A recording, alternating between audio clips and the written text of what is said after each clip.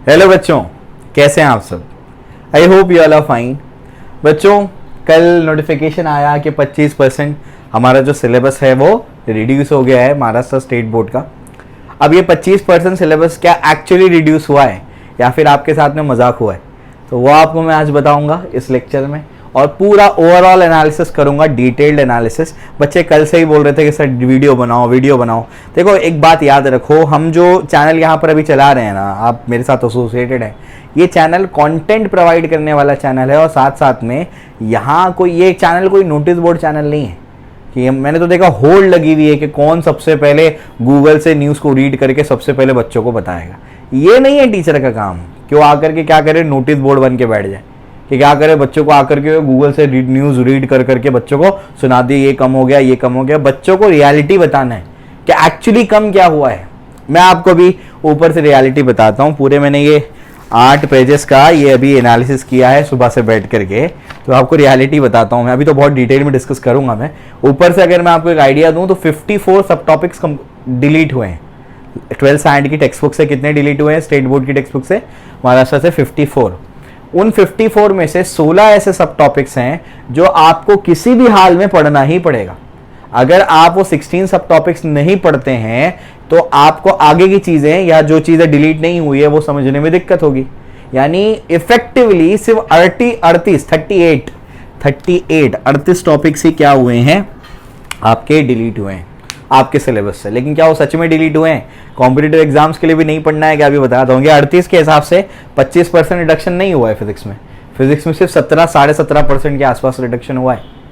समझ आ गया? तो वो रियलिटी बताऊंगा। अभी मैं एक एक चीज खोल के जैसे बाल की खाल निकालता हूँ मैं लेक्चर में, हर एक चीज डिटेल में आपको बताते हुए जाऊंगा मैं। ठीक है, तो आइए 11th स्टैंडर्ड का डिस्कशन से शुरू करते हैं और फिर हम लोग 12th स्टैंडर्ड के डिस्कशन पे चलते हैं।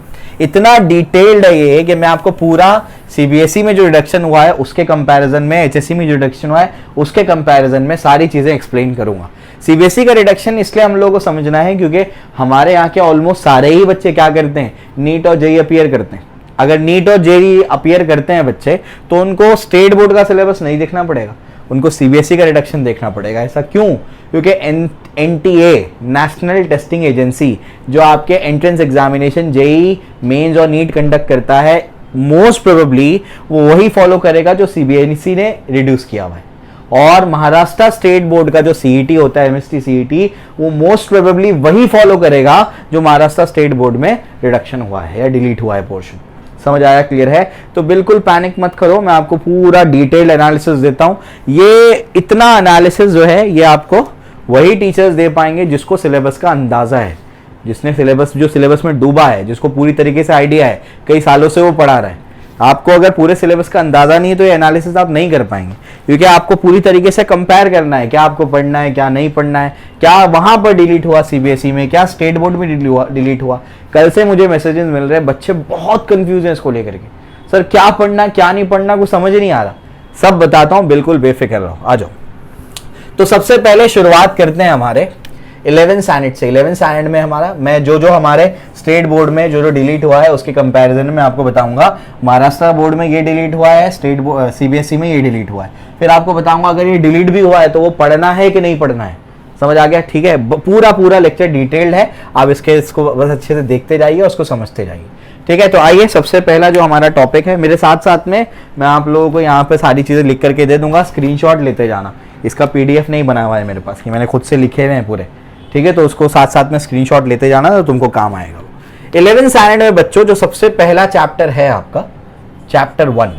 ठीक है, एक एक चीज डिस्कस कर रहा हूं मैं डिटेल में, और अगर डिलीट हुई है तो वो डिलीट होना सही है या नहीं है वो सब मैं आपको बताऊंगा। ठीक है, चलो भाई, बहुत ब्लंडर्स हैं इसके अंदर, देखो अभी बताता हूं मैं। सबसे पहला आपका क्या है, चैप्टर 1। चैप्टर 1 क्या है? यूनिट्स एंड मेजरमेंट है, यही आपका चैप्टर है, यूनिट्स एंड मेजरमेंट। ठीक है, यूनिट्स एंड मेजरमेंट में यहां पर आपका टॉपिक लिखूंगा मैं हमेशा, और उसके बाद यहां पर महाराष्ट्र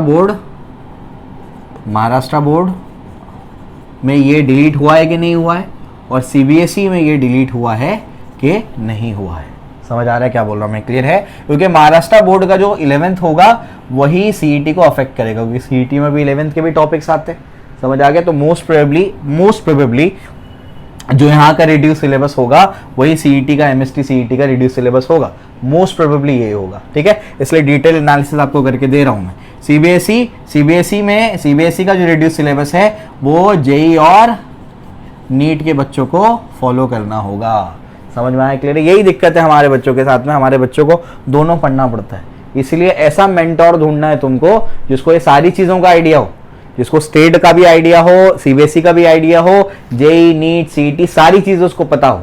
समझ में आ गया? वरना वो एक कराएगा और दूसरी चीज़ आपकी छूट जाएगी, ये नहीं होना चाहिए, ठीक है ना। चलो भी, तो टॉपिक क्या है? सबसे पहले टॉपिक आपका है, इसके अंदर से जो डिलीट हुआ है 11th में, वो है measurement of mass, length and time. इसके मेजरमेंट को डिलीट कर दिया गया है।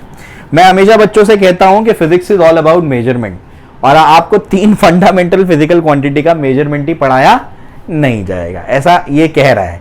समझ में आ गया? ये कह रहा है सिलेबस जो रिड्यूस्ड पोर्शन आया है कि measurement of mass, length, time मत पढ़ाओ। अगर आप मेजरमेंट ही नहीं पढ़ाएंगे 3 फिजिकल क्वांटिटी जो बेसिक वाली है, तो आप पढ़ाएंगे क्या चैप्टर में? ठीक है, चलो मेरे हिसाब से इसमें रिडक्शन ये होना चाहिए था, मेरे हिसाब से इसमें रिडक्शन ये होना चाहिए था कि इनके जो स्टैंडर्ड्स डिसाइड किए गए, जैसे लेंथ का एक रॉड के 2 पॉइंट्स के बीच में जो लेंथ है, पुराना वाला जो स्टैंडर्ड है, जो डेफिनेशन हुआ करता था, वो स्टैंडर्ड डेफिनेशन जो है उनको हटा दिया जाता। समझ में आ गया? ये जो है मना तो किया है कि इसको पढ़ाएंगे नहीं, ये इसके ऊपर बेसिकली सवाल नहीं आएगा, लेकिन टीचर को तो पढ़ाना पड़ेगा, टीचर को बताना पड़ेगा कि मास क्या होता है, टीचर को बताना पड़ेगा लेंथ क्या है, उसका यूनिट क्या है। समझ में आ गया? टीचर को बताना पड़ेगा टाइम क्या है। टाइम तो एक्चुअली किसी को नहीं पता, लेकिन 2 इंटरवल्स के बीच में जो अरसा गुजर जाता है वही टाइम है। तो बेसिकली बेसिक चीज़ें टीचर को बतानी ही पड़ेंगी। तो बोलने के लिए तो ये महाराष्ट्र स्टेट बोर्ड में कैंसिल हो गया है, लेकिन टीचर को बताना पड़ेगा, तो अल्टीमेटली आपको पढ़ना है ये, ठीक है। सीबीएसई वाले, सीबीएसई में ये है, सीबीएसई में कैंसिल नहीं हुआ है। समझ आ रहा है क्या बोल रहा हूँ मैं? सीबीएसई वाले ने किया, यानी क्या, जो बच्चे नीट और जेई की तैयारी कर रहे हैं उनको तो ये पढ़ना ही है, जो बच्चे सीईटी की तैयारी कर रहे हैं उनको भी ये पढ़ना ही पड़ेगा। क्यों? आपको बेसिक चीज तो पता होनी चाहिए, लेंथ क्या है, मास क्या है, टाइम क्या है, ये तो आपको पता होना चाहिए। तो वो आपको भले बोला है कि इसके ऊपर सवाल नहीं आएगा, लेकिन आपको पढ़ना ही पड़ेगा, ठीक है। चलो भाई, उसके बाद दूसरी चीज जो आपके सिलेबस से निकाली है, ब्लंडर किया है इन लोगों ने, ये एक्यूरेसी, प्रिसीशन और error. Accuracy, precision and error. समझ में आ गया? एक्यूरेसी, प्रिसीशन और एरर जो है महाराष्ट्र स्टेट बोर्ड से निकाल दिया। अब क्यों ब्लंडर किया है मैं आपको बताता हूं। यहां पर निकाल दिया गया, मतलब हो सकता है कि अगले साल तुम जब सीईटी दोगे तो बोलेंगे कि जो रिड्यूस सिलेबस है वो उसके हिसाब से सीईटी होगा। तो अगर ये इसमें से आपको एरर नहीं पढ़ाएंगे तो गड़बड़ हो जाएगी। क्यों गड़बड़ हो जाएगी?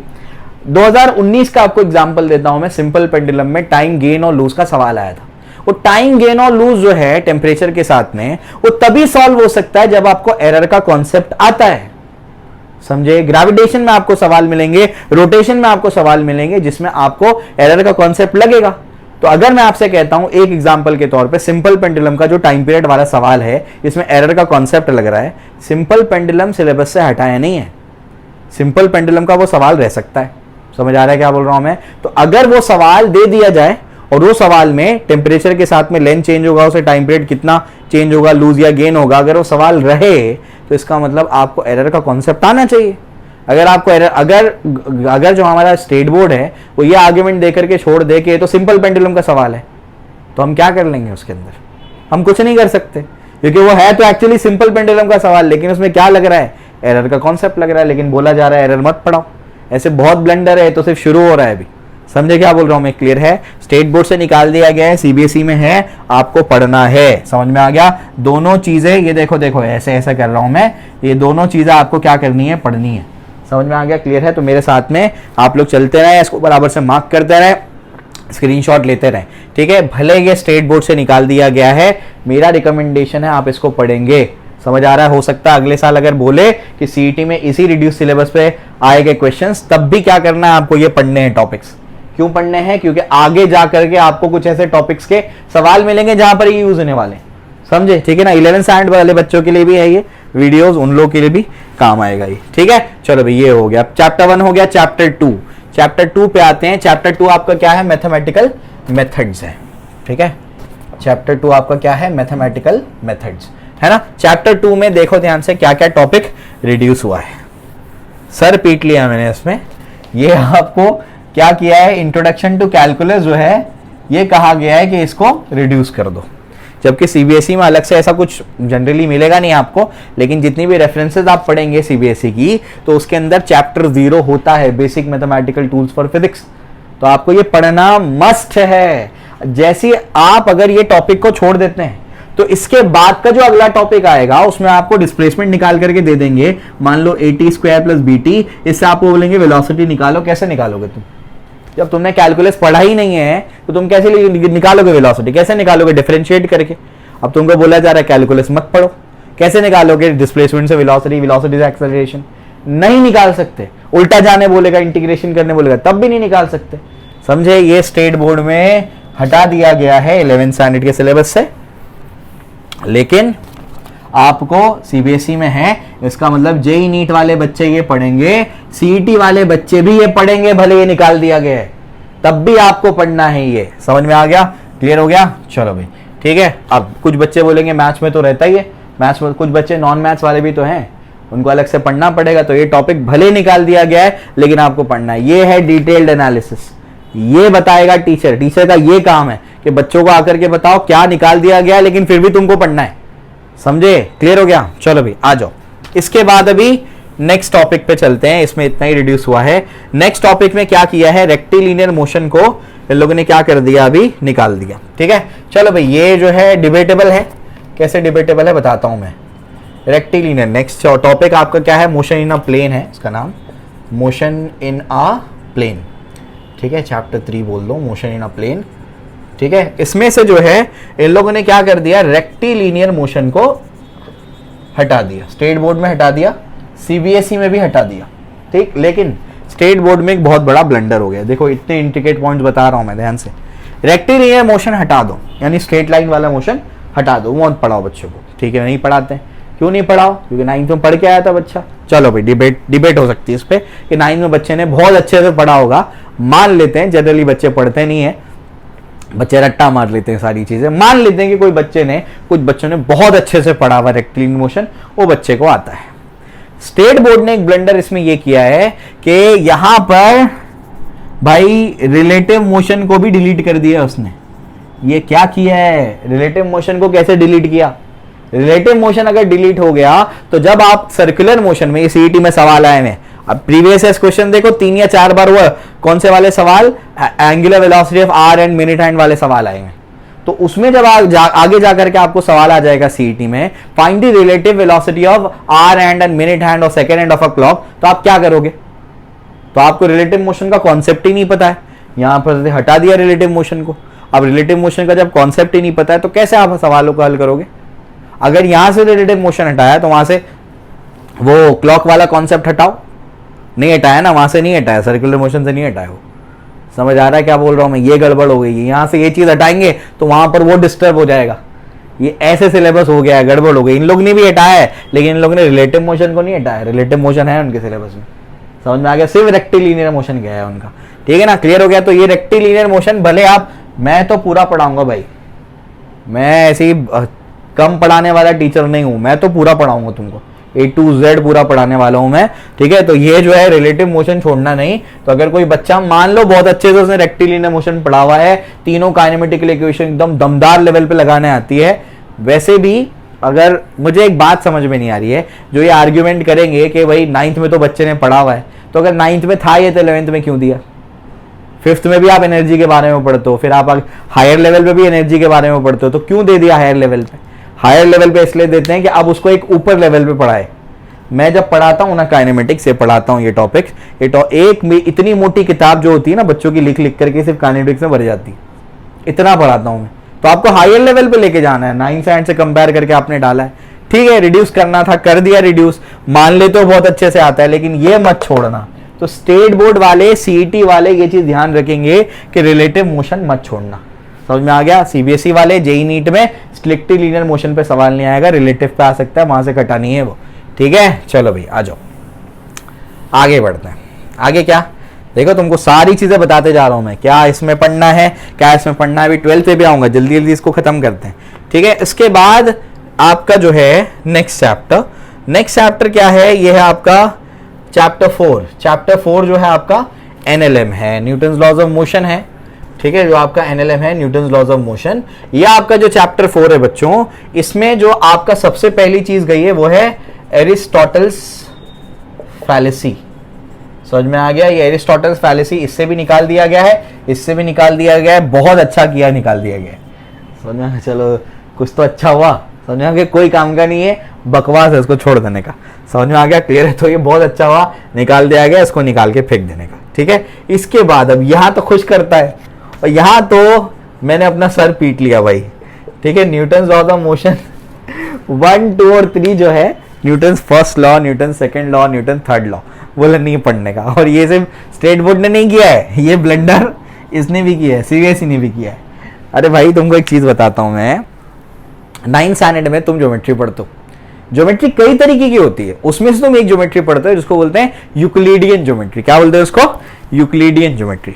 ठीक है ना, तो उसको बोला जाता है यूक्लिडियन ज्योमेट्री। ठीक है, आप जब 11th स्टैंडर्ड में मैकेनिक्स पढ़ते हो तो उसको बोलते हैं क्लासिकल मैकेनिक्स या न्यूटोनियन मैकेनिक्स। जैसे यूक्लिड का बनाया हुआ ज्योमेट्री पढ़ते हो, वैसे 11th में आने के बाद न्यूटन का बनाया हुआ मैकेनिक्स पढ़ते हो। तो न्यूटन ने जो मैकेनिक्स बनाया तो उसके कुछ तो बेसिक सिद्धांत है, कुछ लॉज है। आपको बोला जा रहा है उसके बेसिक पॉस्टुलेट पढ़ो ही मत, उसके बेसिक लॉज को मत पढ़ो। अरे भाई क्या पढ़ेगा फिर? अगर ये फिजिक्स नहीं है तो क्या फिजिक्स है? ये ऐसा चैप्टर है लॉज ऑफ मोशन, ये ऐसा चैप्टर है जो फिजिक्स के हर चैप्टर में इन्वॉल्व है। अभी मैं ऑसिलेशन करा रहा हूं, वहां लगा, इसके बाद इससे पहले फ्लूइड्स कराया, वहां लगा, इससे पहले रोटेशनल डायनेमिक्स यानी सर्कुलर मोशन कराया, वहां लगा, रोटेशनल मोशन लगा, हर जगह तो लग रहा है। ये ऐसा चैप्टर है जिसके बिना आपकी फिजिक्स में गाड़ी चलेगी ही नहीं। समझे क्या बोल रहा हूं मैं? ये ब्लंडर दोनों ने किया है। बच्चे को फ्री बॉडी डायग्राम आता नहीं है तो आप मुझे बताओ, जब हम अभी मैं बता रहा हूं, देखो क्या हो रहा है। बच्चे को एनएलएम में पढ़ाया जाता है फ्री बॉडी डायग्राम। अभी उस दिन बता रहा था ना कि एफबीडी का फुल फॉर्म नहीं पता एक बच्चे को, यही होता है। ये तो निकाल दिया इसने सिलेबस से, ऐसा कहा गया कि निकाल दो। तो जब बच्चे को फ्री बॉडी डायग्राम के बारे में पता ही नहीं है तो मुझे बताओ, जब वो हमने अभी सर्कुलर मोशन किया तो उसमें बैंकिंग में देखो पूरा रिजॉल्व किया था, ये नॉर्मल रिएक्शन, ये नॉर्मल रिएक्शन, ये इसके कंपोनेंट, ये फ्रिक्शन, ऐसा ऐसा ऐसा, समझ में आ गया? सारी चीजें अपन ने क्या कर दी थी, एफबीडी तो बनाया था उसका, फ्री बॉडी डायग्राम। जब बच्चा फ्री बॉडी डायग्राम बनाना सीखेगा ही नहीं तो जब फर्स्ट चैप्टर में वो क्या हो जाएगा, फंस जाएगा। मैंने तो फिर भी 12th के फर्स्ट चैप्टर की, फिर भी 12th के फर्स्ट चैप्टर की बात की, आगे के हर चैप्टर में फंसेगा वो तो, अगर उसको न्यूटन लॉज ऑफ मोशन नहीं आता है। तो ये क्या किया है मेरे समझ में नहीं आया। ये फिजिक्स से नहीं हट सकता है भाई, ये नहीं हट सकता है फिजिक्स से। समझे क्या बोल रहा हूं मैं? क्लियर है? ये फिजिक्स का अटूट हिस्सा है, आप नहीं हटा सकते न्यूटन लॉज ऑफ मोशन को फिजिक्स से।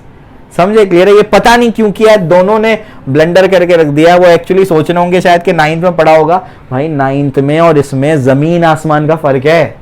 मेरे पास एक किताब है, वो किताब आपको बताता हूं मैं। ये किताब लगभग 200-250 पेज की है।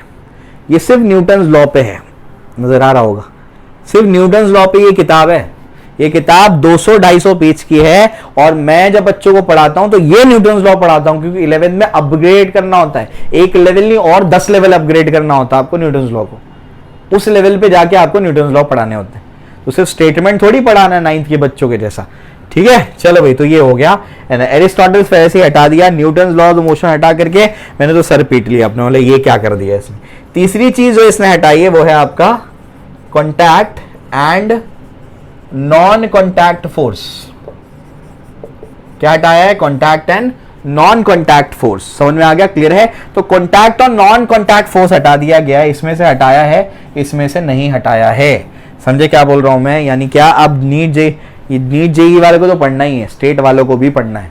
क्यों पढ़ना है? मैं अभी कोई हवा में बात करता ही नहीं हूं, मैं रीजन बताता हूं आपको, रीजन समझाता हूं उसका। चलो, non contact force, gravitational force आप लोग ग्रेविटेशन चैप्टर में पढ़ लोगे। इलेक्ट्रोस्टैटिक फोर्स आप इलेक्ट्रोस्टैटिक्स वाले चैप्टर में पढ़ लोगे। इलेक्ट्रोस्टैटिक फोर्स जो होता है इलेक्ट्रोमैग्नेटिक, वो आप इलेक्ट्रोस्टैटिक्स वाले चैप्टर में पढ़ लोगे। आप टेंशन कहां पढ़ोगे बताओ? आप स्प्रिंग फोर्स कहां पढ़ोगे? फ्रिक्शन आप बोलोगे तो फ्रिक्शन के लिए अलग चैप्टर है, वो भी निकाल दिया है, अभी बताऊंगा मैं। फ्रिक्शन तक निकाल दिया है। तो मुझे पहले तो ये इसके ऊपर बात करते हैं, टेंशन और स्प्रिंग फोर्स कहां पढ़ोगे तुम? अभी मैं सिंपल पेंडुलम पढ़ा रहा था, बोल रहा था इसमें टेंशन है, mg cos थीटा को बैलेंस किया, अभी पढ़ाया ना कुछ दिन पहले, परसों ही पढ़ाया तुमको मैंने। जब मैं टेंशन के बारे में बताऊंगा ही नहीं तो तुमको क्या समझ में आएगा टेंशन के बारे में? तुमको कुछ नहीं समझ में आएगा टेंशन के बारे में। स्प्रिंग फोर्स के बारे में अगर हम लोग पढ़ेंगे नहीं तो हम लोग किसी भी सिस्टम का जो एसएचएम परफॉर्म कर रहा है उसका टाइम पीरियड कैसे निकालेंगे, क्योंकि स्प्रिंग फोर्स नहीं पता है तो F = kx नहीं पता है। अगर आपको नहीं पता है तो आप कैसे लगाएंगे, गड़बड़ है। तो भाई ये भले काट दिया गया है लेकिन दोनों बच्चों के लिए, सीबीएसई के लिए भी, बोर्ड के लिए भी पढ़ना है, हमारा स्टेट बोर्ड के लिए ये भी पढ़ना है, ये छोड़ दो, कोई काम का नहीं है। एरिस्टोटल फैलेसी, ठीक है। वर्क एनर्जी थ्योरम में इतना मुझे खराब लगा, ये वर्क एनर्जी थ्योरम निकाल दिया है, इसमें से निकाल दिया गया है, इसमें तो वर्क में से कुछ नहीं निकाला है। वर्क एनर्जी थ्योरम की बात हो रही है, ये तो मेरे बिल्कुल समझ में नहीं आया ये क्या किया है। मैं हमेशा से बोलते आया हूं कि हमारे स्टेट बोर्ड की टेक्स्ट बुक में एक पूरा चैप्टर ही गायब है। वो कौन सा चैप्टर है, वर्क पावर एनर्जी, ये चैप्टर ही गायब है। अगर ये चैप्टर ही गायब था तो उसमें थोड़ा थोड़ा पार्ट्स क्या करते हैं वो लोग, फोर्स वगैरह में डाल देते हैं, ठीक है ना, यानी न्यूटन्स लॉज ऑफ मोशन आपका चैप्टर, इसमें थोड़ा सा डाल देते हैं। अब जो सबसे इंपॉर्टेंट चीज है उसकी वर्क एनर्जी थ्योरम वो ही निकाल दिया है। समझे क्या बोल रहा हूं मैं, ये वर्क एनर्जी थ्योरम जो आपको नहीं समझ में आएगा, जो वर्टिकल सर्कुलर मोशन की जो मैं इक्वेशंस लिख रहा था, जब वो मिडवे से हाईएस्ट पे जाए या लोवेस्ट से हाईएस्ट पे जाए या लोवेस्ट से मिडवे पे जाए, आप वो लिखोगे कैसे, नहीं लिख सकते आप। हाँ, आप कंजर्वेशन ऑफ एनर्जी लगा दो, लेकिन बाकी कुछ प्रॉब्लम्स भी तो है, वहां पर आपको वर्क एनर्जी थ्योरम ही लगाना पड़ेगा। इवन टेक्स्ट बुक में है, आपके 12th स्टैंडर्ड की टेक्स्ट बुक के सॉल्व एग्जाम्पल मैंने कराया है, देखो आप जा करके, रोटेशनल डायनेमिक्स याद है मुझे, आप नहीं करवा सकते उसको उसके बिना। ये कैसे निकाल दिया मेरे समझ नहीं आ रहा, अगर निकाल दिया है तो निकाल दें, हमको तो पढ़ना है भाई, ठीक है, हमको तो पढ़ना है वर्क एनर्जी थ्योरम। उसके बाद law of conservation of momentum, ये डिलीट कर दिया है, LOCOM। अरे भाई क्या कर रहा है ये, इधर पे पढ़ना है, चुपचाप पढ़ो उसको, ये बहुत इंपॉर्टेंट चीज है, इसके बिना तुम्हारी गाड़ी कैसे आगे बढ़ेगी। 6th जो चीज इसके अंदर डिलीट की गई है, ये इसका स्क्रीनशॉट ले लो तुम लोग जल्दी से।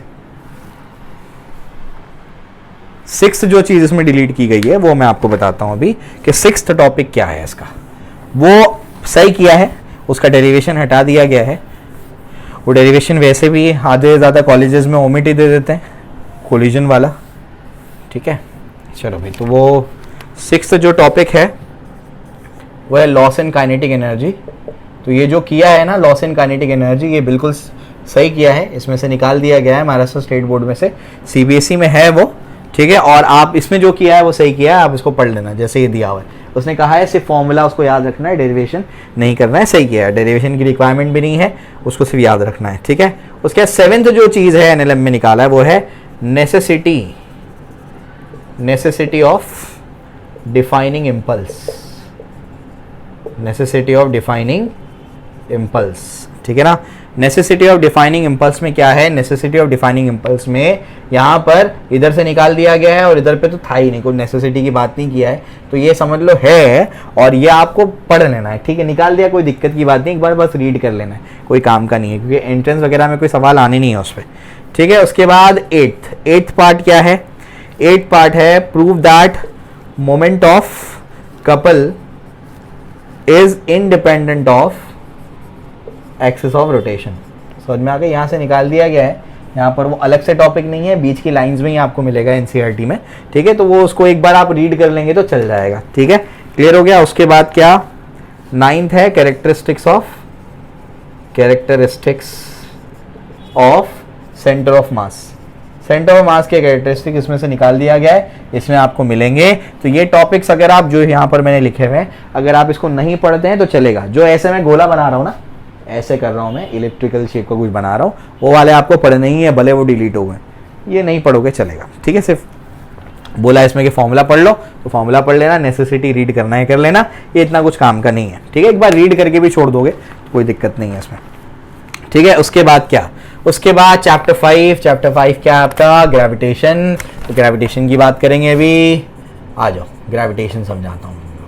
तो ग्रेविटेशन में जो है क्या किया है इन लोगों ने, ग्रेविटेशन में ग्रेविटेशनल कांस्टेंट का डिटर्मिनेशन, मेजरमेंट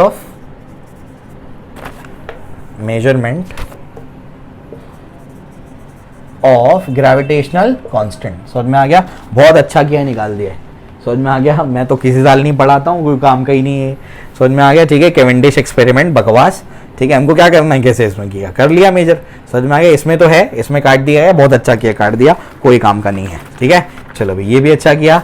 इसके बाद आगे चलते हैं चैप्टर 6। चैप्टर 6 पे क्या है आइए वो बताता हूँ मैं आपको। चैप्टर 6 में जो सबसे पहली चीज़ है, यानी वो आपका इलास्टिसिटी वाला chapter, mechanical properties of solids, उसमें से हार्डनेस जो है ये निकाल दिया गया है। सीबीएसई में वो था ही नहीं, समझ में आ गया? अच्छा किया निकाल दिया, कोई काम का नहीं है, एंट्रेंस में काम नहीं आएगा। दूसरा, फिर से बहुत बड़ा ब्लंडर किया है, फ्रिक्शन ऑफ सॉलिड्स। फ्रिक्शन निकाल दिया यार। तुमको अगर फ्रिक्शन नहीं पता होगा, 11th स्टैंडर्ड के बच्चे इस साल में जो 11th में जाएंगे, वो अगर फ्रिक्शन नहीं पढ़ेंगे तो आगे जाकर के मुझे बताओ, वो बच्चे जो फ्रिक्शन नहीं पढ़ेंगे वो सर्कुलर मोशन के वो बैंकिंग वाला डेरिवेशन कैसे करेंगे? उसमें तो फ्रिक्शन का डायरेक्शन तक देखना होता है, नहीं कर पाएंगे। बात समझ में आ रही है? फ्रिक्शन निकाल दिया। मेरे तो समझ नहीं आई बिल्कुल भी ये बात कि फ्रिक्शन निकाल के कैसे, मतलब उन लोगों ने सिलेबस डिजाइन किया है। सीबीएसई में पूरा फ्रिक्शन है, बिल्कुल हटाया नहीं है, पूरा फ्रिक्शन है उनमें। समझ में आ गया? हार्डनेस हटा दिया, कोई बात नहीं, फ्रिक्शन गोला बना दिया मैंने, ये पढ़ना है आपको, भले रिड्यूस हुआ है आपको पढ़ना है। समझ आ रहा है क्या बोल रहा हूँ मैं? क्लियर? बड़े आप सिर्फ स्टेट बोर्ड की तैयारी कर रहे हैं, फिर भी आपको पढ़ना है, ठीक है ना? क्लियर हो गया? चलो भाई आ जाओ, आगे बढ़ते हैं। आगे क्या है इसके बाद चैप्टर 7। चैप्टर 7 यानी आपका कौन सा है वो? Thermal properties. तो थर्मल प्रॉपर्टीज में सबसे पहला क्या है? Temperature and heat. ये निकाल दिया है, मुझे क्या मजाक है ये। टेम्परेचर हीट अगर आप नहीं बताएंगे, ये इसने ही नहीं किया, इसने भी किया है। समझ में आ गया? मतलब syllabus reduction is an illusion, एक इल्यूजन है, क्योंकि आप अगर थर्मल प्रॉपर्टी में टेम्परेचर हीट नहीं बताएंगे तो अब आगे प्रोसीड कैसे करेंगे? आपको बताना ही पड़ेगा वो। हाँ, उसमें सवाल नहीं आएगा, डेफिनेशन नहीं पूछेंगे। अरे क्या इतना सा आर्टिकल तो होता है, वो क्या डेफिनेशन पूछेंगे उसमें? समझे? तो ये बस एक इल्यूजन है कि हाँ सिलेबस कम हुआ है, कुछ कम नहीं हुआ है, सब पढ़ना है, ये पढ़ना है तुमको। समझ में आ गया? उसके बाद नेक्स्ट जो चीज इसमें से रिड्यूस हुई है वो है मेजरमेंट ऑफ टेम्परेचर। टेम्परेचर का मेजरमेंट इसमें से रिड्यूस हुआ है, यहां से गया है, यहां पर है, सीबीएसई के सिलेबस में है टेम्परेचर का मेजरमेंट। अब टेम्परेचर का मेजरमेंट मतलब क्या? आपको जो स्केल्स ऑफ टेम्परेचर बताई जाए, टेम्परेचर मेजरमेंट की स्केल्स होती है ना, degree Celsius, Fahrenheit scale, Kelvin scale, न्यूमर स्केल। स्केल तो पढ़नी पड़ेगी ना भाई, एक का दूसरे में कन्वर्जन आना चाहिए। समझ में आ गया? कि ऑप्शन में क्या होता है, अलग अलग यूनिट में ऑप्शन दे दिया, कन्वर्जन ही नहीं आ रहा है, तो भले रिड्यूस कर दिया है लेकिन पढ़ना है। समझ में आया? क्लियर हो गया? चलो भाई, पढ़ना ही पड़ेगा, इसके बिना तो काम नहीं बनेगा, ठीक है? Absolute temperature and ideal gas equation, अरे ये तो पढ़ना ही पड़ेगा किसी भी हाल में। Absolute temperature and ideal gas equation. Ideal gas equation यहाँ नहीं पढ़ोगे तो केमिस्ट्री में पढ़ना है, उसके बिना तो काम ही नहीं बनेगा हमारा। समझ में आ गया? क्लियर है? यहाँ से निकाल दिया गया है, यहाँ पर है सीबीएसई में, यानी नीट जेईई वालों को तो पढ़ना ही है, ठीक है? टेम्परेचर हीट भले निकाल दिया गया है लेकिन दोनों को पढ़ना है, नीट जेईई वालों को भी पढ़ना है, सीईटी वालों को भी पढ़ना है, स्टेट बोर्ड वालों को भी पढ़ना है। समझ में आ गया? Absolute temperature, ideal gas equation पता होनी चाहिए। चेंज ऑफ स्टेट जो है ये ठीक है, नहीं पढ़ोगे ठीक है। चेंज ऑफ स्टेट जो है वो आपको लेटेंट हीट वगैरह बहुत बेसिक सा ही होता है वो, तो वो अगर नहीं पढ़ोगे तो ठीक है। यहाँ से निकाल दिया गया है इसको, सीबीएसई में तो है, इससे नहीं निकाला है, तो नीट जेईई वालों को तो पढ़ना ही है, एनी हाउ पढ़ना है चेंज ऑफ स्टेट के बारे में। अगर स्टेट बोर्ड वाले और सीईटी वाले नहीं पढ़ेंगे तो काम चल जाएगा उनका, ठीक है? देखो एक एक चीज डिटेल में बताते जा रहा हूं मैं, सब प्रॉपरली मार्क करो, प्रॉपर से स्क्रीनशॉट लो उसका, ठीक है? चलो भाई आ जाओ, इसके बाद आगे बढ़ते हैं। आगे क्या है नेक्स्ट? अब इसके बाद जो है नेक्स्ट जो है हमारा वो है चैप्टर 8, वो आपका वेव्स वाला टॉपिक, साउंड वेव्स वाला, ठीक है? ये आपका ऐसा टॉपिक है जो भयंकर लेवल पे गलत प्लेस किया हुआ है, मिसप्लेस्ड चैप्टर। पूरा फिजिक्स सही चल रहा है, अचानक से क्या करते हैं साउंड वेव। अरे भाई साउंड वेव्स में क्या होती है? साउंड की वेव है, वेव में क्या होता है? बहुत सारे पार्टिकल्स क्या करते हैं? एसएचएम परफॉर्म करते हैं। एसएचएम पढ़ाते हैं ऑसिलेशन में 12th में, और एक पार्टिकल का एसएचएम पढ़ाते हैं 12th में, और बहुत सारे पार्टिकल का एसएचएम कहाँ पढ़ा देते हैं? 11th स्टैंडर्ड में। ये क्या है? ये क्या किया है? ठीक है, ये मतलब हमेशा से हुआ है महाराष्ट्र स्टेट बोर्ड में, हमेशा से यही रहा है, साउंड वेव पहले पढ़ाते हैं। समझ नहीं आता मेरे को ऐसे क्यों पढ़ाते हैं, ठीक है? चलो भाई, अब उसके बाद क्या? सबसे पहले इसमें common properties of waves, common properties of waves बिल्कुल छोड़ के मत जाना, सब पढ़ना है ये तुम लोगों को। समझ में आ गया? वेव ऐसा चैप्टर है ना, फील नहीं आती जल्दी से इसकी, समझे? कॉमन प्रॉपर्टीज ऑफ वेव्स, ठीक है? ये नहीं दिया हुआ है, सीबीएसई में तो है, और मेरे अकॉर्डिंग आपको ये पढ़ना है, ठीक है? आपको काम आएगा। Transverse wave and longitudinal wave लो, ये ही निकाल दिए, ये नहीं पढ़ोगे तो वेव में पढ़ोगे क्या फिर तुम। ठीक है, चलो भाई, ट्रांसवर्स वेव और लॉन्जिट्यूडिनल वेव यहाँ से निकाला है, यहाँ पर तुमको पढ़ना है। ठीक है, उसके बाद क्या, principal of superposition of waves, समझ में आ गया, यहाँ से निकाल दिया है, पढ़ना है आपको, ये बिल्कुल नहीं छोड़ना है ये।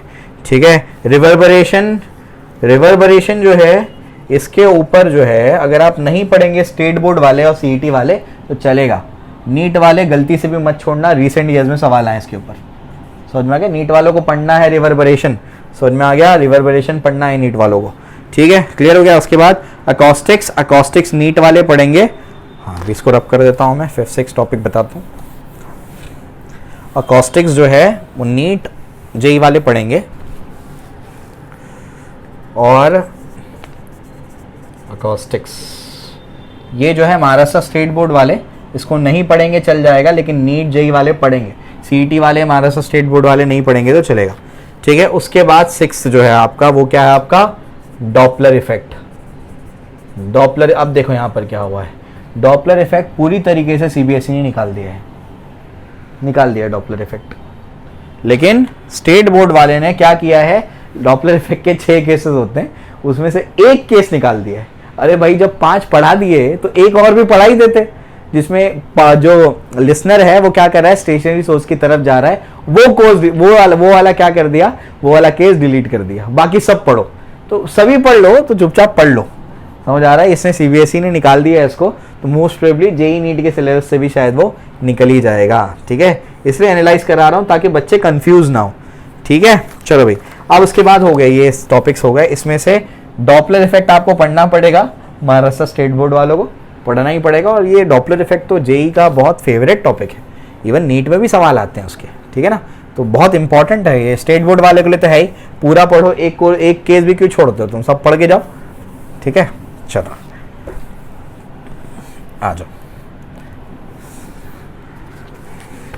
इसके बाद जो है, इसके बाद ऑप्टिक्स, नेक्स्ट क्या आपका, ऑप्टिक्स यानी रे ऑप्टिक्स की बात कर रहा है। उसमें से नेचर ऑफ लाइट जो है, नेचर ऑफ लाइट निकाल दिया गया है, सीबीएसई में तो है ये, एनसीईआरटी की बुक में आपको मिलेगा, उसको निकाला नहीं है।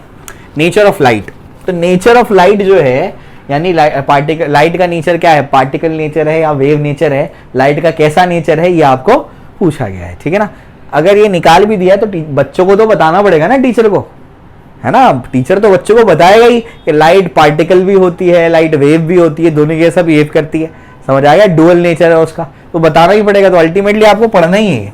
समझ में आ गए, मैंने कहा ना, इट्स एन इल्यूजन के निकाला है, इल्यूजन है कि सिलेबस कम हुआ है, सब पढ़ना ऑलमोस्ट आपको, समझे। Relation between F U and V निकाल दिया है, इसमें से भी निकाल दिया है, गलती मत करना है इसको छोड़ने की, क्योंकि आगे के जो डेरिवेशंस होंगे वो उसमें आपको काम आएगा। देखो सिलेबस है ना, बहुत अच्छे से रिड्यूस हो सकता था, अगर रिड्यूस करना चाहते तो क्या कर सकते थे, ऑप्टिक्स हटा देते। ऑप्टिक्स ऐसा चैप्टर जो बहुत ज़्यादा रिलेट नहीं करता बाकी चैप्टर्स से, ऑप्टिक्स हटा देते, समझ में आ गया। वो आपका जो इलेक्ट्रोमैग्नेटिक वेव्स है वो हटा देते, पूरा चैप्टर खत्म कर देते। ये पता नहीं क्या किया है, ये सीबीएसई वाले ने भी किया और स्टेट वाले ने भी किया, पता नहीं क्यों किया, बच्चा कंफ्यूज हो जाएगा बेचारा, क्या क्या पढ़ते रहूँ मैं। ठीक है, उसके बाद क्या, उसके बाद अभी तीसरी चीज़ क्या है इसके अंदर, तीसरा है आपका प्रिज्म, बाइनोकुलर्स और आपका पेरिस्कोप। ठीक है, ये जो चीज़ है प्रिज्म, बाइनोकुलर, पेरिस्कोप, यहाँ से निकाल दिया गया है, यहाँ पर तो है, तो ये आप लोग नहीं पढ़ोगे चलेगा, कोई दिक्कत की बात नहीं है। महाराष्ट्र स्टेट बोर्ड के बच्चे जो सीईटी की तैयारी कर रहे हैं, जो स्टेट बोर्ड वाले 11th में होंगे, वो नहीं पढ़ेंगे चलेगा। ठीक है ना, उसके बाद क्या, natural phenomena due to sunlight, natural phenomena due to sunlight यानी scattering of blue colour of sky. ठीक है, ड्यू टू सनलाइट, ये वाला टॉपिक जो है दोनों से निकाल दिया गया है, तो ये टॉपिक आपको नहीं पढ़ना है, समझ में आ गया। प्रिज्म, बाइनोकुलर्स, पेरिस्कोप वगैरह जो है वो सीबीएसई के सिलेबस में है, तो वो आपको नीट जेई जो प्रिपेयर कर रहे हैं उनको पढ़ना पड़ेगा, ठीक है। लेकिन जो महाराष्ट्र स्टेट बोर्ड वाले हैं वो बच्चे ये चीज को नहीं पढ़ेंगे। प्रिज्म बाइनोकुलर पेरिस्कोप छोड़ दो, ये अच्छा क्या निकाल दिया है, और लंबा हो रहा था सिलेबस तो हटा दिया, ठीक है। और उसके बाद क्या, natural phenomena due to sunlight, ये वाला भी निकाल दिया, कोई दिक्कत नहीं, हटा दिया इसको, ठीक है। क्लियर हो गया, ये वाला टॉपिक नहीं पढ़ना है, scattering of light, blue due to blue colour of sky, ये सारी चीजें आपको नहीं पढ़नी है। समझ में आ गया, ये सब नहीं है सिलेबस में अभी, तो वो चीज को छोड़ दो, ठीक है। प्रॉपरली लेक्चर को देखना पड़ेगा, एक एक चीज एनालाइज की है मैंने, ठीक है। आ जाओ नेक्स्ट टॉपिक देखते हैं। नेक्स्ट टॉपिक क्या है इसके बाद अच्छा टेलीस्कोप वाला भी एक है इसमें, कितने हो गए ये, फिफ्थ है। ऑप्टिक्स में ही टेलीस्कोप है। टेलीस्कोप दोनों में नहीं पढ़ना है आपको, ना स्टेट बोर्ड में ना सीबीएसई में, वेरी गुड, अच्छा हुआ हटा दिया टेलीस्कोप को, नहीं पढ़ना है आपको टेलीस्कोप को। समझ में आ गया, क्लियर हो गया। अब ये हो गया, इसके बाद इलेक्ट्रोस्टैटिक्स, महाराष्ट्र स्टेट बोर्ड की टेक्स्ट बुक में क्या है अभी, इलेक्ट्रोस्टैटिक्स, ठीक है। तो इलेक्ट्रोस्टैटिक्स जो है इसमें सबसे पहली चीज क्या नहीं पढ़ने बोला है, बोला इलेक्ट्रिक चार्ज मत पढ़ो। इलेक्ट्रिक चार्ज पे तो एक लेक्चर रिकॉर्ड किया मैंने लगभग 1 घंटे का, ये नहीं पढ़ाऊंगा अगर मैं, मतलब क्या है, मतलब क्या सोच के ये कैंसिल किया है इसको, चार्ज ही नहीं बताऊंगा अगर मैं, तो इलेक्ट्रोस्टैटिक्स में क्या पढ़ाऊंगा मैं अगर, अरे पूरे चैप्टर में चार्ज चलने वाला है तो चार्ज ही मत बताओ, इलेक्ट्रोस्टैटिक्स में पढ़ाएंगे क्या फिर हम लोग उसमें, ठीक है ना। तो ये यहाँ नहीं पढ़ना है, यहाँ तो पढ़ना है, अरे चुपचाप पढ़ना है तुमको ही, यहाँ से काटा है बता रहा हूँ, बस डिलीट कर दिया उसने, ठीक है। उसके बाद क्या, electric field in a medium, अरे ये वही है, फोर्स इन अ मीडियम, उसी से इलेक्ट्रिक फील्ड आएगी, ये कट किया, यहाँ तो पढ़ना है, चुपचाप पढ़ना है तुमको ये, ठीक है। उसके बाद क्या, तीसरी चीज E practical way for calculating E bar is equal to V/D, गलती से भी मत छोड़ना इसको, ये पढ़ना है तुमको, ये बहुत इंपॉर्टेंट है, वरना कैपेसिटर समझ में ही नहीं आएगा तुमको, ठीक है। उसके बाद फोर्थ चीज है वो है प्रूफ ऑफ गॉसेस थ्योरम, ये सही किया है, अगर रिड्यूस करना था तो उसको गॉसेस थ्योरम का जो आपका प्रूफ है उसको निकाल दिया है, समझ में आ गया। इसमें तो है, तो अगर इसका प्रूफ नहीं पढ़ोगे, एटलीस्ट स्टेटमेंट को समझ लोगे, अप्लाई करना सीख लोगे, तो भी तुम्हारा काम बन जाएगा, ठीक है। ये सही किया है, प्रूफ ऑफ गॉसेस थ्योरम। और उसके बाद फिफ्थ में क्या है, फिफ्थ में CCD यानी क्या, कंटिन्यूस चार्ज डिस्ट्रीब्यूशन। तो आपका जो कंटिन्यूस चार्ज डिस्ट्रीब्यूशन है ये इसमें से कट कर दिया है, इसमें है, ये पता नहीं क्या करने चाहते हैं ये लोग। जब आप 12th स्टैंडर्ड में बिल्कुल शुरुआत करेंगे ना, गॉसेस लॉ का एप्लीकेशन पढ़ेंगे, सबसे पहला क्या कर देंगे, आपको एक स्फीयर बना के दे देंगे, उस पर चार्जेस आर कंटिन्यूसली डिस्ट्रीब्यूटेड।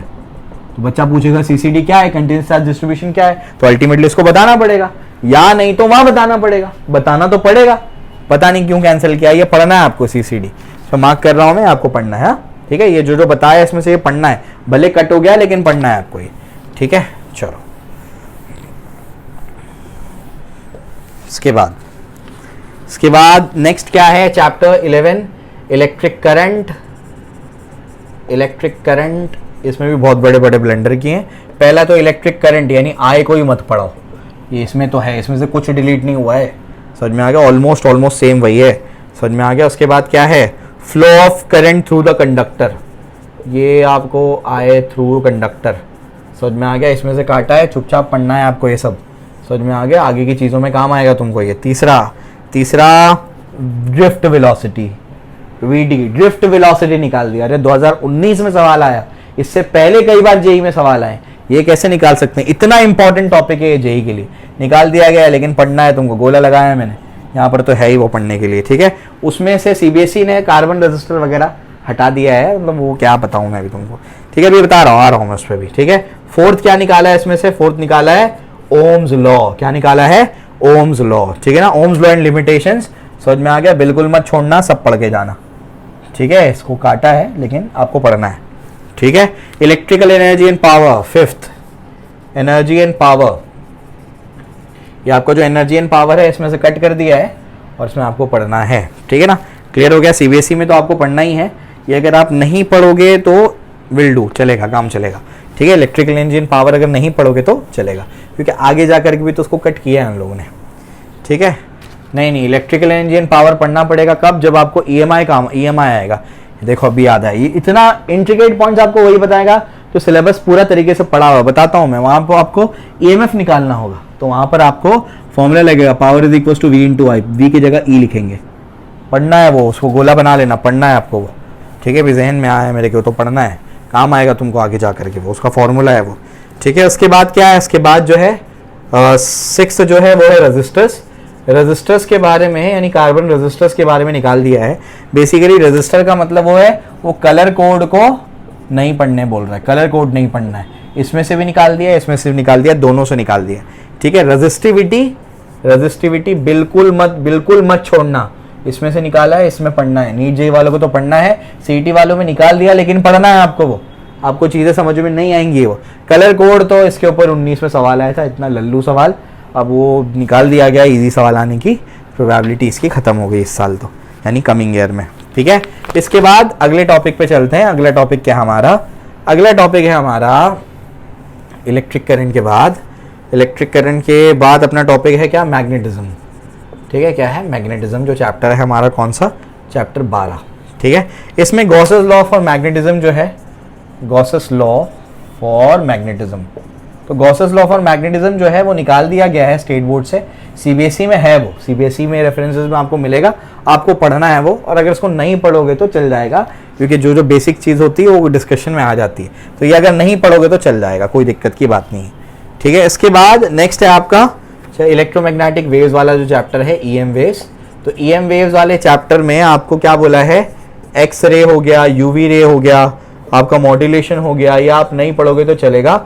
यहाँ पर निकाल दिया गया है, यहाँ पर है। तो नीट जेई के बच्चे तो पढ़ेंगे, स्टेट बोर्ड के बच्चे नहीं पढ़ेंगे तो चलेगा। देखो गोला नहीं बनाया मैंने, नहीं पढ़ेगा तो चल जाएगा ये, ठीक है। भगाओ उसको। इसके बाद आगे है, आगे क्या है? सेमीकंडक्टर्स में आपको क्या किया है? चैप्टर 14, ठीक है। चैप्टर 14 आपको दिया हुआ है सेमीकंडक्टर, ठीक है। ये चैप्टर 13 था इससे पहले वाला, अब चैप्टर 14 सेमीकंडक्टर्स में आपको बोला है सेमीकंडक्टर डिवाइसेस मत पढ़ो।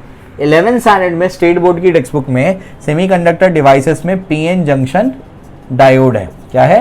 PN junction diode. ये मत नहीं पढ़ने बोला है, सीबीएसई में आपको ये पढ़ना है।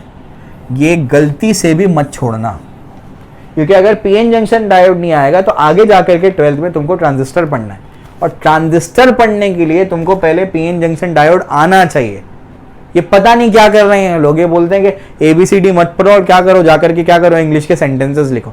नहीं कर सकते हैं ऐसा। तो पीएन जंक्शन डायोड अगर आपको नहीं आता है तो आप आगे का पार्ट नहीं कर सकते हैं। कौन सा? आपको ट्रांजिस्टर समझ में ही नहीं आएगा, ठीक है। चलो भाई, इसके बाद अब देखो ये खत्म हो गया तुम्हारा 11th स्टैंडर्ड, मैंने पूरा खत्म कर दिया आपका। कौन सा पढ़ना है, कौन सा नहीं पढ़ना, कौन सा डिलीट हुआ फिर भी आपको पढ़ना है। समझ में आ गया? क्लियर है कि मैंने पूरी तरीके से आपको समझा दिया। अब इसके बाद 12th का मैं आपको बताने जा रहा हूं। यहां से 12th शुरू होगी अभी, ठीक है ना। तो फिर से बना देते हैं एक बार अच्छे से। अब 12th स्टैंडर्ड शुरू होने वाला है कि 12th स्टैंडर्ड में क्या पढ़ना है और क्या नहीं पढ़ना है, ठीक है। चलो आ जाओ। तो 12th स्टैंडर्ड में आपको सबसे पहला चैप्टर जो है 1 आपका क्या है? Rotational dynamics. रोटेशनल डायनेमिक्स से क्या पढ़ना है क्या नहीं, ठीक है। टॉपिक्स, उसके बाद महाराष्ट्र बोर्ड, उसके बाद सीबीएसई से मतलब नीट जेई की प्रिपरेशन करने वाले, ठीक है। नीट जेई की प्रिपरेशन करने वालों को ये देखना है, सीईटी की प्रिपरेशन करने वालों को ये देखना है, ठीक है। उसमें से सबसे पहला जो टॉपिक हटाया गया है वो है sphere of death. Sphere of death मैंने आपको ये चीज बताई थी, बहुत सिंपल करके मैंने वीसीएम पढ़ाया था। मैंने आपसे कहा था कि एक रस्सी लो, एक पत्थर को बांधो और उसके ऐसे घुमाओ। ये केस और स्फीयर ऑफ डेथ वाला केस सेम है, ये अलग अलग केस नहीं है। इसमें पार्टिकल बाहर नहीं जा सकता, अंदर की तरफ आ सकता है।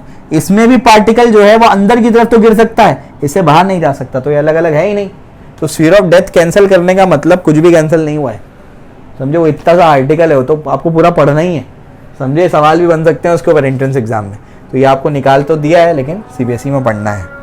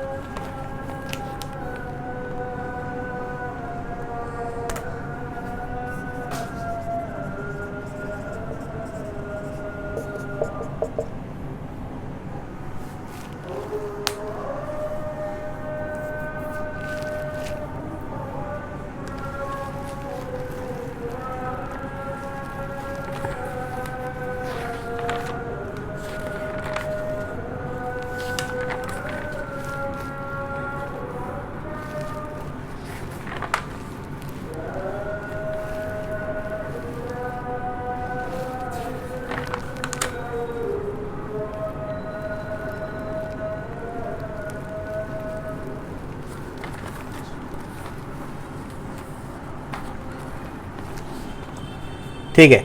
तो रोटेशनल डायनेमिक्स में जो आपका स्फीयर ऑफ डेथ है वो तो वर्टिकल सर्कुलर मोशन के जैसा ही है। तो अगर आप ये नहीं भी पढ़ रहे हैं इतना सा आर्टिकल, तो ये तो आपको पूरा पढ़ना ही है, तो आपने वो पढ़ लिया है समझ लो, ठीक है। ये नहीं पढ़ोगे स्टेट बोर्ड वाले रोलिंग मोशन, और ये बहुत इंपॉर्टेंट है रोलिंग मोशन। IIT JEE का one of the most favourite topic है ये रोलिंग मोशन, बच्चे को घुमा के रख देता है वो टॉपिक के अंदर। रोलिंग मोशन को हटा दिया गया है स्टेट बोर्ड के सिलेबस से, तो आप रोलिंग मोशन इस साल तो नहीं पढ़ेंगे। नीट JEE वाले बच्चे रोलिंग मोशन पढ़ेंगे, उनको सिलेबस में है और उनको पढ़ना है, CBSE के सिलेबस में, तो उनको पढ़ना है ये, ठीक है। चलो भी आगे चलते हैं। आगे क्या है ये तो आपको बता दिया मैंने। तो स्टेट बोर्ड वाले ये तीनों टॉपिक नहीं पढ़ेंगे, कोई बात नहीं, उनका काम बन जाएगा, ठीक है। चलो भी आगे बढ़ते हैं। आगे क्या है, चैप्टर 2। चैप्टर 2 हमारा क्या है, मैकेनिकल प्रॉपर्टीज ऑफ फ्लूइड्स, है ना। तो चैप्टर 2 क्या है, मैकेनिकल प्रॉपर्टीज ऑफ फ्लूइड्स, ठीक है ना। इसमें सबसे पहला क्या डिलीट किया गया है, प्रेशर। हंसी आएगी आपको, पूरे चैप्टर में जैसे इलेक्ट्रोस्टैटिक्स में चार्ज हटा दिया, तो आपके ये चैप्टर में से क्या हटा दिया, इसमें से प्रेशर हटा दिया। चार्ज नहीं समझेगा तो इलेक्ट्रोस्टैटिक नहीं समझेगा, प्रेशर नहीं समझेगा तो आगे का पार्ट नहीं समझेगा। अगर अरे पहला टॉपिक मान लो प्रेशर है, अगला टॉपिक क्या है, pressure due to a liquid column, तो बोल रहे हैं कि प्रेशर मत पढ़ाओ लेकिन pressure due to a liquid column पढ़ाओ, मतलब क्या बोलना चाह रहे हैं, ठीक है। तो प्रेशर आपको एनी हाउ पढ़ना है, इसमें से निकाल दिया गया है, लेकिन यहाँ तो है वो पूरे CBSE में से कुछ नहीं निकाला है इसमें से, ठीक है। दूसरा जो है equation of continuity, A1V1 equals to A2V2, जितना पानी आएगा उतना पानी जाएगा। तो महाराष्ट्र बोर्ड CET के लिए ये नहीं पढ़ना है, लेकिन CBSE वालों को पढ़ना है, उनके सिलेबस में है, ठीक है। CBSE के सिलेबस में है, मतलब नीट JEE के लिए आपको पढ़ना है वो। उसके बाद क्या, बर्नौली इक्वेशन। बर्नौली इक्वेशन जो है स्टेट बोर्ड वाले नहीं पढ़ेंगे चलेगा, लेकिन CET वाले भी नहीं पढ़ेंगे चलेगा, लेकिन नीट JEE वालों को पढ़ना है। समझ में आएगा, जो नीट JEE की तैयारी कर रहे हैं उनको करना है ये, ठीक है। ठीक, तो नीट JEE वालों को तो तीनों टॉपिक करने हैं। स्टेट वालों को भले प्रेशर कैंसिल किया, लेकिन फिर भी प्रेशर पढ़ना है आपको। समझ में आ गया, क्लियर हो गया। चलो भाई हो गया, आगे बढ़ते हैं। आगे क्या और बताता हूँ, भी आओ फिर से बना लेते हैं, इंक भरी भी नहीं थी। चैप्टर 3, चैप्टर 3 कौन सा है हमारा, चैप्टर 3 है हमारा kinetic theory of gases, KTG and radiations, ठीक है। ये हमारा टॉपिक, और यहाँ पर अपना महाराष्ट्र बोर्ड और CET, और यहाँ पर अपना CBSE, और इससे क्या होगा आपका नीट JEE, ठीक है। चलो भैया आ जाओ। तो बच्चों यहाँ पर क्या है, सबसे पहले behaviour of ideal gas, behaviour of ideal gas, ये आपको बोला है बिहेवियर ऑफ आइडियल गैस। ये आप नहीं पढ़ोगे तो क्या पढ़ोगे, आपको चैप्टर में क्या पढ़ना है, उसको बेसिक्स तो यही है, वही कहानी, pressure, charge, behaviour of ideal gas, heat, temperature, वो चीज़ हटा दी जो कि तो पढ़ाना ही पड़ेगा टीचरों को, वो चीज़ यहाँ से हटाया है, यहाँ आपको पढ़ना है। समझ में आ गया, यानी नीट JEE वाले बच्चे पढ़ेंगे, ठीक है। ये पढ़ना है आपको, भले डिलीट कर दिया गया है लेकिन आपको पढ़ना है। समझ में आ गया, ठीक है। इफेक्टिवली मैंने कहा था ना, टोटल 54 सब टॉपिक्स ऑलमोस्ट निकाले गए हैं, उसमें से 16 ऐसे हैं जो आपको पढ़ना ही पड़ेगा। तो टोटल मिला करके 38 ही निकले, 25% का रिडक्शन नहीं हुआ, लगभग 17.5% का रिडक्शन हुआ है, ठीक है। Ideal gas and real gas पढ़ना ही है तुमको, भले निकाल दिया गया है लेकिन पढ़ना है। नीट JEE वालों को तो पढ़ना ही है। तीसरी चीज़ mean free path. Mean free path अगर आप नहीं पढ़ेंगे तो चलेगा, समझ में आ गया। यहाँ से तो नहीं निकाला है, लेकिन अगर आप नहीं पढ़ेंगे तो चलेगा, इतना ज़्यादा कुछ काम नहीं है उसका, ठीक है। Law of equi partition of energy, ये निकाल दिया गया है, गलती से भी मत छोड़ना, मुझे तो हंसी आ रही है इस पर। Law of equi partition of energy निकाल देंगे और बोलेंगे डिग्री ऑफ फ्रीडम पढ़ो, तो डिग्री ऑफ फ्रीडम कैसे पढ़ेंगे जब ये नहीं पढ़ेंगे तो अब कर दिया है, अब देखो ये तो पढ़ना ही है, ठीक है। भले डिलीट किया लेकिन पढ़ना है तुमको। ये मैंने देखो यहाँ पे भी गोला बनाना शुरू कर दिया, डिलीट कर दिया फिर भी पढ़ना है, उन पे गोला बना रहा हूँ मैं, ठीक है। चलो भाई अब ये हो गया। इसके बाद हाँ, थर्मोडायनेमिक्स में अच्छा किया है, थर्मोडायनेमिक्स में जो जो एक्स्ट्रा टॉपिक है वो सब उड़ा दिए, ठीक है। आगे का कोई रिलेशन नहीं है उससे, वो हटा दिए, और CBSE में भी उसमें से डिलीट कर दिया गया सिलेबस। तो नेक्स्ट टॉपिक आपका क्या है, थर्मो है। थर्मो में थर्मोडायनेमिक्स में सबसे पहला हीट इंजन एंड रेफ्रिजरेटर, समझ में आ गया, निकाल दिया गया, यहाँ से भी दोनों को नहीं पढ़ना ही है, हीट इंजन रेफ्रिजरेटर। दूसरा second law of thermodynamics, slot, यहाँ से निकाल दिया गया है, यहाँ पर है, मेरे रिकमेंडेशन से ये पढ़ेंगे आप लोग, आपको पढ़ना है स्लॉट, ठीक है, तीसरी चीज आगे बहुत ज्यादा काम नहीं है लेकिन पढ़ो, ये बेटर है। ये कार्नोट साइकिल, थर्मोडायनेमिक्स वो चैप्टर जो आपको बताता है कि दुनिया चलती कैसे भाई। Carnot engine, Carnot cycle, Carnot engine निकाल दिया गया स्टेट बोर्ड के सिलेबस से, सीबीएसई के सिलेबस में है वो, वहाँ से नहीं निकाला है, ठीक है। ये आप नहीं पढ़ोगे चलेगा। और फोर्थ जो है स्टर्लिंग साइकिल, स्टर्लिंग साइकिल नया आया है, ये इसमें है, इसमें तो निकाल दिया गया है, इसमें था ही नहीं। समझ में आ गया, क्लियर। तो इफेक्टिवली आपको पढ़ना क्या है, इफेक्टिवली से आपको स्लॉट पढ़ना है। समझ में आ गया। जेई वाले, जेई नीट वाले, उनको तो ये भी पढ़ना है, स्लॉट तो पढ़ना ही है, साथ साथ में आपको कार्नोट इंजन पढ़ना है। महाराष्ट्र स्टेट वाले जो ये तो कैंसिल कर दिया गया, ये नहीं पढ़ना है, स्लॉट जरूर पढ़ना है। एटलीस्ट स्टेटमेंट को समझ लेना कि सेकंड लॉ ऑफ थर्मोडायनेमिक्स बोलना क्या चाहता है, ठीक है। क्लियर हो गया, चलो भाई आ जाओ। अब इसके बाद आया हमारा ऑसिलेशंस। ऑसिलेशंस में चलो सबसे पहला क्या है, रेफरेंस सर्कल मेथड। ये डिलीट कर दिया गया है सिलेबस से और ये इधर पे तो है, ठीक है ना। अब क्या, रेफरेंस सर्कल मेथड बेसिकली क्या है, आपको ये समझाने के लिए दिया जाता है कि फेज होता क्या है, फेज को समझाने के लिए वो दिया जाता है। समझे क्या बोल रहा हूं मैं, क्लियर है ना। अब क्या, इमेजिन करो कि रेफरेंस सर्कल मेथड हटा दिया गया, उसके बाद बिल्कुल नेक्स्ट टॉपिक क्या है, फेज है। x is equals to a sin omega t plus phi, ये इक्वेशन मैंने लिख दी और मैं बच्चों को बोल रहा हूं कि ये क्या है, ये है फेज। तो बच्चा बोलेगा फेज क्या है, मैं बोलूंगा फेज एंगल है। बच्चा बोलेगा कौन सा एंगल है, तो मुझे क्या करना पड़ेगा, मुझे उसको फिर से उठा करके कहाँ लेके आना पड़ेगा, रेफरेंस सर्कल मेथड पे। समझ आ रहा है, यानी ये पढ़ना ही पड़ेगा आपको। ये पता नहीं क्या किया है, मतलब आपको ये समझना है तो ये आपको समझना ही पड़ेगा। रेफरेंस सर्कल मेथड कैसे निकला, ये तो आपको पढ़ना ही पड़ेगा। गोला मार रहा हूँ, पढ़ना है। आगे जाकर के वेव में कुछ ऐसे टॉपिक्स होंगे जो फेजर डायग्राम से बहुत इजी हो जाएंगे। तो ये आपको वैसे भी बहुत तगड़ा पढ़ाया है मैंने, एकदम डिटेल में पढ़ा है टॉपिक, ठीक है। आप लोग देख सकते हो उसको, ठीक है। ग्राफिकल रिप्रेजेंटेशन लो, ये निकाल दिया गया, ग्राफिकल रिप्रेजेंटेशन ऑफ एसएचएम निकाल दिया गया। ये जो टॉपिक है, जब बच्चे को यही नहीं पता है कि अगर कोई पार्टिकल एसएचएम परफॉर्म कर रहा है तो ग्राफ साइनोसॉइडल बनता है, तो मुझे बताओ जब आप वेव सुपरपोजिशन ऑफ वेव्स में SHPW simple harmonic progressive wave का इक्वेशन लिखोगे, उसमें आपको ग्राफ यूज करना पड़ता है। आप कैसे जस्टिफाई करोगे बच्चों से कि इसका ग्राफ ये है, बच्चा बोलेगा मेरे को बना के बताओ। अब जब आप उसको बनाने जाओगे तो आपको यही पढ़ाना पड़ेगा उसको, आप उसको जस्टिफाई ही नहीं कर सकते, समझे। वो बहुत स्मार्टली किया है ये, ठीक है। देखो ध्यान से, तो ग्राफिकल रिप्रेजेंटेशन ऑफ एसएचएम भले यहाँ से निकाल दिया गया है, भाई पढ़ना है आपको ये, इसके बिना तो आगे आपका सुपरपोजिशन ऑफ वेव में तो गाड़ी नहीं चलेगी, ठीक है। तीसरी चीज है इसमें से निकाली गई है, वो है डैम्ड ऑसिलेशंस। क्या निकाला गया है, डैम्ड ऑसिलेशंस निकाल दिए गए हैं। इसमें से निकाल दिए गए हैं, इसमें से नहीं निकाले हैं। ये डैम्ड ऑसिलेशन अगर आप नहीं पढ़ेंगे स्टेट बोर्ड वाले बच्चे तो चलेगा, समझ में आ गया। डिलीटेड पोर्शन में से अगर आप नहीं पढ़ेंगे तो चल जाएगा, लेकिन रेफरेंस सर्कल मेथड और ग्राफिकल रिप्रेजेंटेशन भले डिलीट हुआ है लेकिन आपको पढ़ना है, कुछ भी करो आपको पढ़ना है वो, ठीक है। इनको तो पढ़ना ही है, नीट जेई वालों को तो पढ़ना ही है क्योंकि सीबीएसई में से हटाया नहीं है। कैरेक्टरिस्टिक्स ऑफ, नहीं sorry, free oscillations, free forced and resonance, forced oscillations and resonance. समझ में आ गया। ये जो तीन चीजें हैं, इसमें से ये जो चीज है ये आपके स्टेट बोर्ड में नहीं है, सीबीएसई में है, लेकिन ये आपको पढ़नी है। मैं बताता हूं क्यों पढ़नी है। आपको रेजोनेंस समझना पड़ेगा। क्यों समझना पड़ेगा, क्योंकि जब आप ऑल्टरनेटिंग करंट पढ़ेंगे तो वहां आपको पढ़ना पड़ेगा रेजोनेंट फ्रीक्वेंसी, वो फ्रीक्वेंसी जिसपे क्या होता है, दोनों मैच हो जाती है दोनों की फ्रीक्वेंसी, तो वहां पर रेजोनेंट फ्रीक्वेंसी। अगर आपको रेजोनेंस नहीं पता होगा तो रेजोनेंट फ्रीक्वेंसी कैसे समझेगी, और वो पार्ट नहीं निकाला है सिलेबस से, वो पार्ट है, तो आपको वो पढ़ने के लिए ही आना चाहिए। समझ में आगे, पता नहीं क्या किया है, वहां तो पढ़ना ही पड़ेगा, तो उसके लिए आपको आना चाहिए। तो ये पढ़ना है आपको, गोला मार दिया है मैंने, आपको भले निकाला है लेकिन पढ़ना पड़ेगा आपको, ये आगे की चीज आपको समझनी है, ठीक है। चलो आ जाओ, इसके बाद आगे बढ़ते हैं।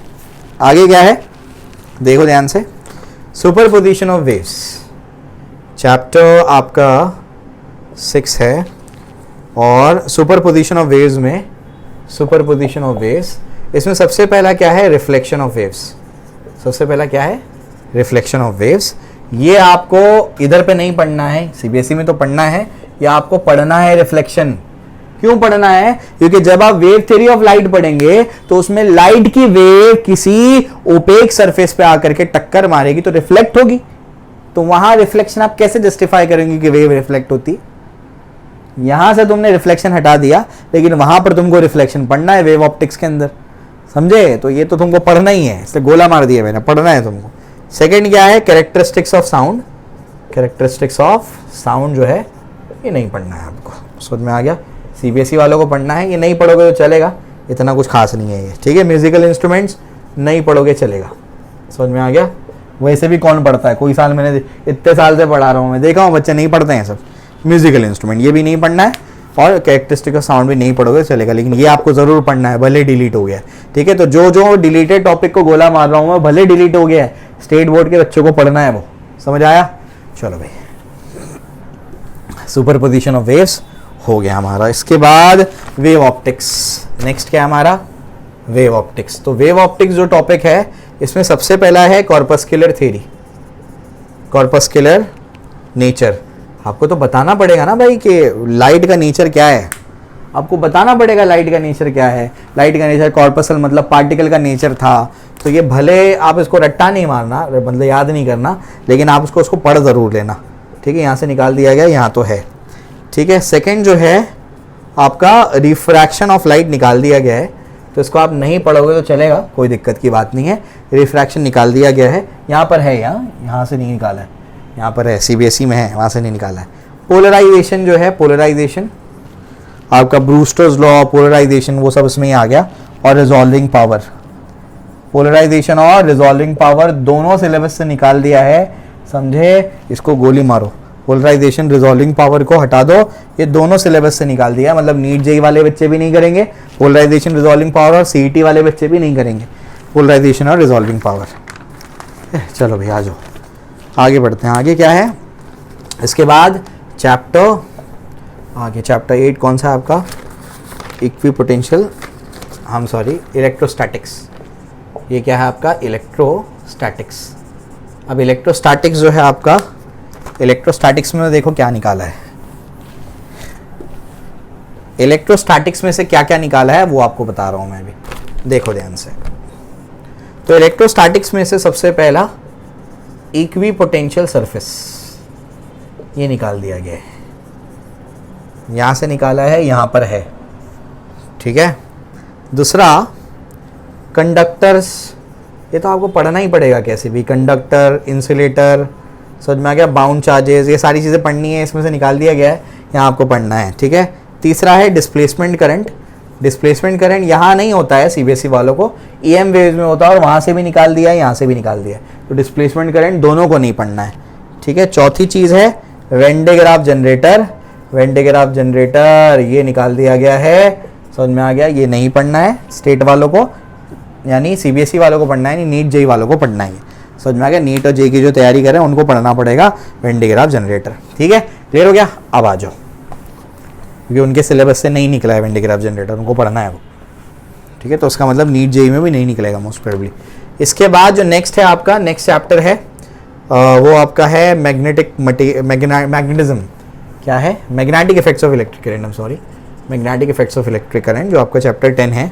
उसमें जो है साइक्लोट्रॉन निकाल दिया गया है, साइक्लोट्रॉन निकाल दिया गया है, नीट जेई वालों को पढ़ना है, ठीक है? मैं गोला नहीं मार रहा हूँ, मतलब नहीं पढ़ोगे चलेगा, ठीक है? Helical motion, helical motion state से निकाल दिया गया है, नहीं पढ़ोगे चलेगा, नीट जेई वालों को पढ़ना है, ठीक है? चैप्टर 11, चैप्टर 11 जो है ये क्या है? चैप्टर 11 है torque on a magnetic dipole, torque on a magnetic dipole. इतना स्मार्टली खेला है ना लोगों ने, मैग्नेटिक डायपोल पे टॉर्क। आज कल ही का टॉपिक था, कल ये सब आ गया तो इस वजह से मैंने वीडियो नहीं बनाया, आज तुम्हारे एनालिसिस में लगा हुआ हूं मैं। अभी आगे जा करके एंगुलर एसएचएम के बाद एक टॉपिक पढ़ाऊंगा, vibration of magnet in a uniform magnetic field, उसमें ये चीज काम आने वाली है।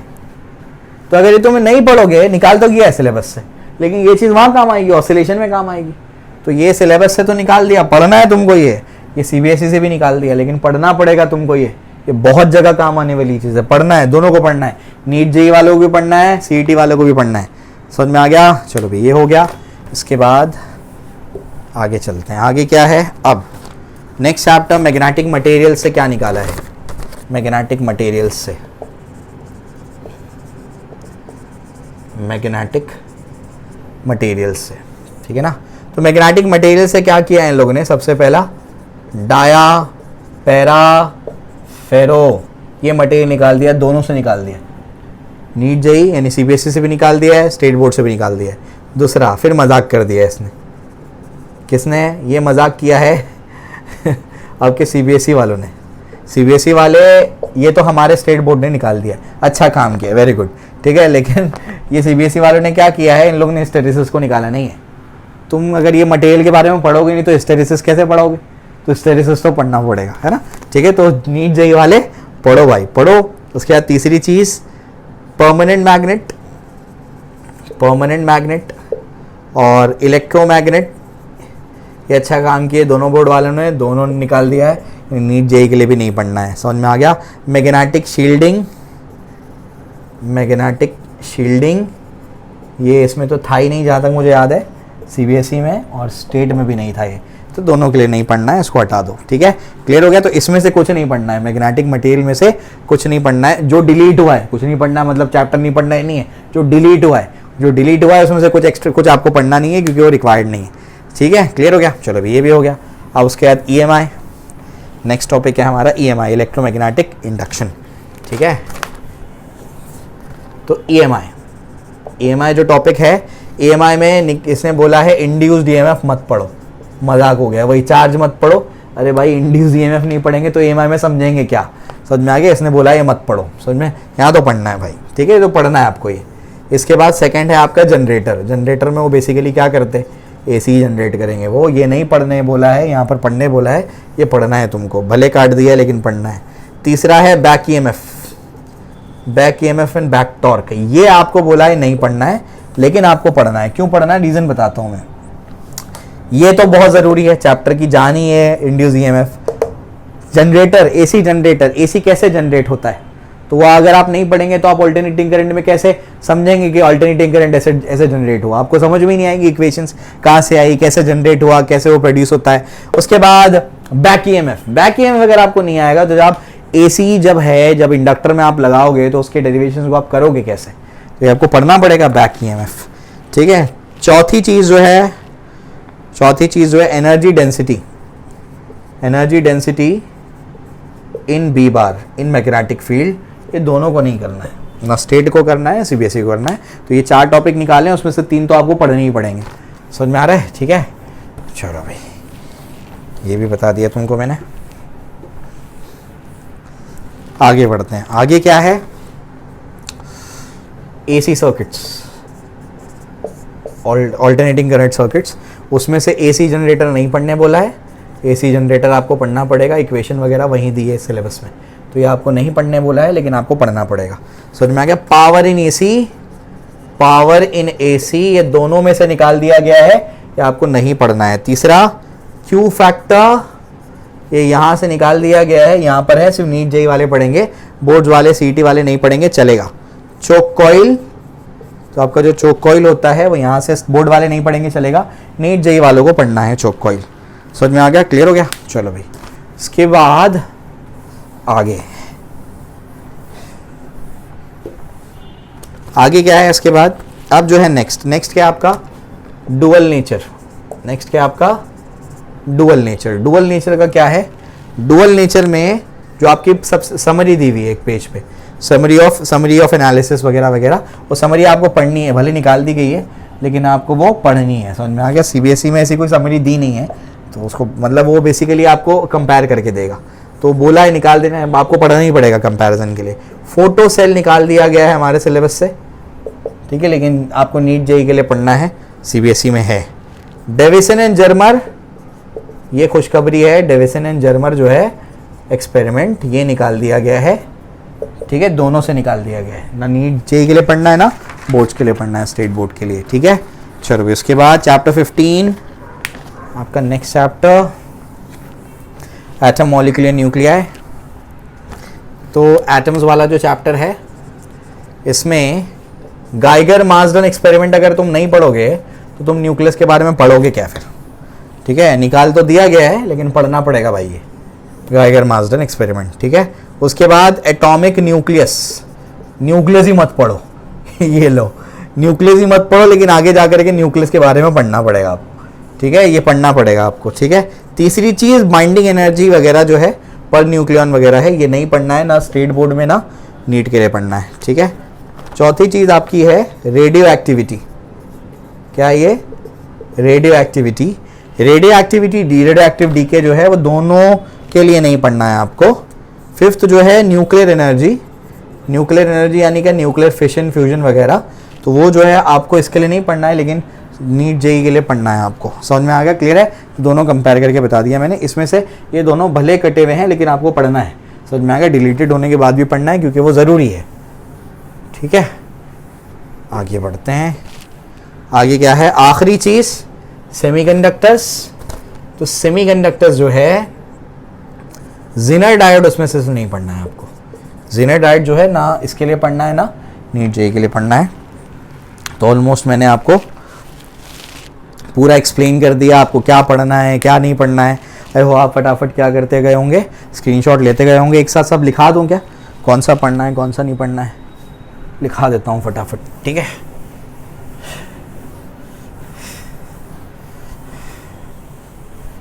कितना आवर का लेक्चर हो गया है? 1 घंटे के ऊपर हो गया।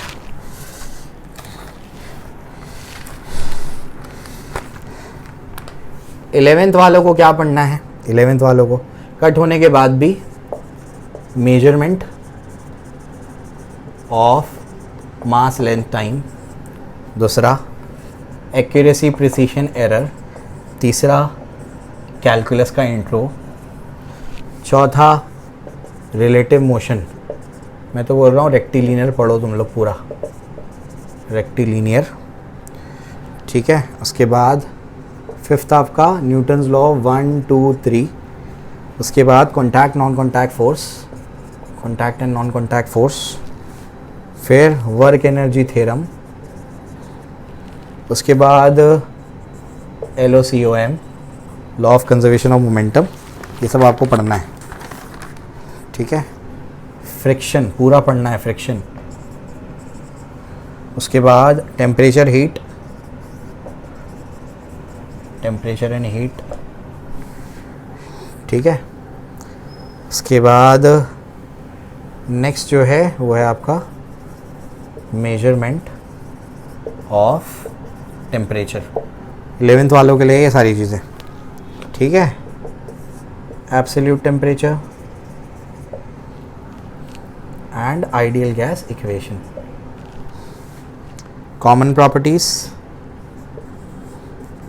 ऑफ वेव्स, तीसरा transverse wave and longitudinal wave, उसके बाद principle of superposition of waves, उसके बाद डॉपलर इफेक्ट पढ़ना है क्योंकि वो स्टेट बोर्ड में दिया हुआ है। Doppler effect, nature of light,